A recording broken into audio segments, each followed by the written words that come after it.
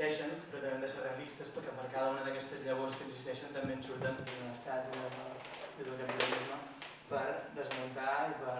Qualsevol sistema social, econòmic, polític ha de viure dintre els límits de la biosfera. Ha de ser sostenible, per tant, qualsevol societat està immersa en el medi, no el podem oblidar ni tan sols en el títol, posem-hi eco, que quedi clar. Democràcia, perquè tot i que aquesta paraula estigui tan i tan pervertida, com ho veiem a la nostra societat avui, no hi renuncio encara. I llavors democràcia en el sentit fort, en el sentit clàssic del terme, demos, cràcia, govern del poble.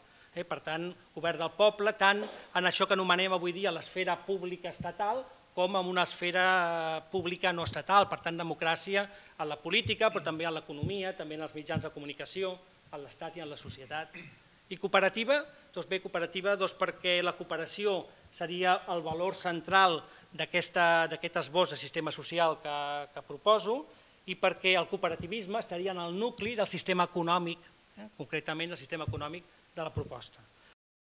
No surt de zero, no surt del meu cap la majoria de coses que comentarem aquí pel que fa a aquesta proposta de marc de referència, sinó que és autora d'una banda de moltes experiències alternatives de lluita que he anat coneixent, directament o indirectament, i és fruit també d'estar inspirat en altres propostes. D'una banda que el procés de transformació social, qualsevol procés de transformació social, ha de partir de la realitat on som. Una cosa tan òbvia, tan banal com aquesta, però que penso que a vegades oblidem. Això vol dir que ha de partir de les nostres febleses, com a societat, com a persones, i de les nostres potencialitats. Ha de partir d'això.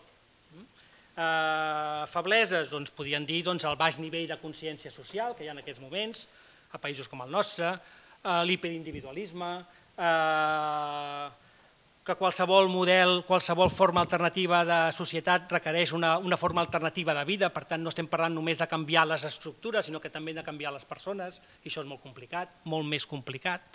Això podrien ser febleses, entre altres. Potencialitats, bé, doncs que hi ha embrions de nova societat ja en aquesta, que el capitalisme certament està en crisi, això és indubtable, que tenim nous mitjans, com per exemple les noves tecnologies d'informació i comunicació que poden accelerar segons com els canvis i les mobilitzacions. Una altra premissa és que se'ns acaba el temps, des del meu punt de vista. Se'ns acaba el temps per aconseguir una societat que sigui clarament més justa, més sostenible, més igualitària, més democràtica, més pacífica de la que tenim. Per tant, una premissa en què he treballat és dir, ha de ser una proposta de sistema social que sigui realitzable a 20 o 30 anys vista. Ha de ser una cosa progressiva, o sigui, ha d'haver-hi ruptures i progressió alhora, i gradualitat alhora. I jo, per exemple, m'imaginava amb aquesta imatge, és a dir, tenim una muntanya, tenim dos vessants a la muntanya, dos pendents.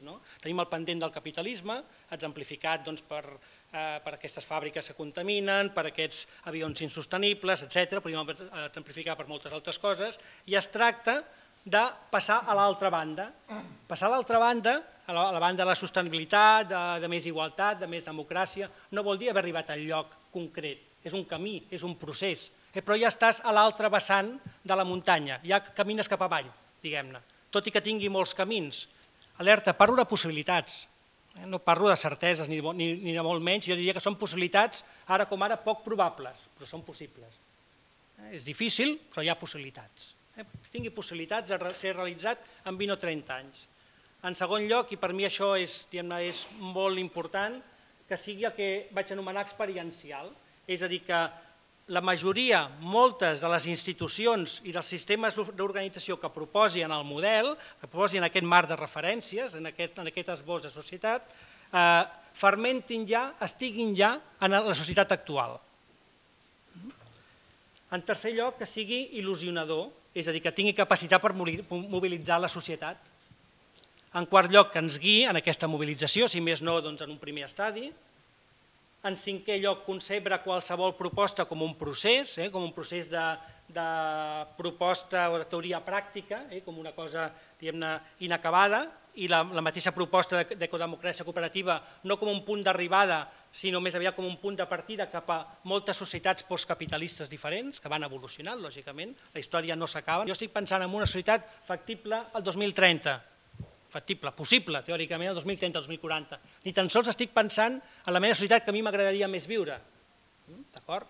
Llavors, quan jo dic combinar un mecanisme amb l'altre, és dir, potser seria millor que tots poguéssim, no sé, decidir sobre tot, però crec que és impossible fer aquest salt a 20 anys vista.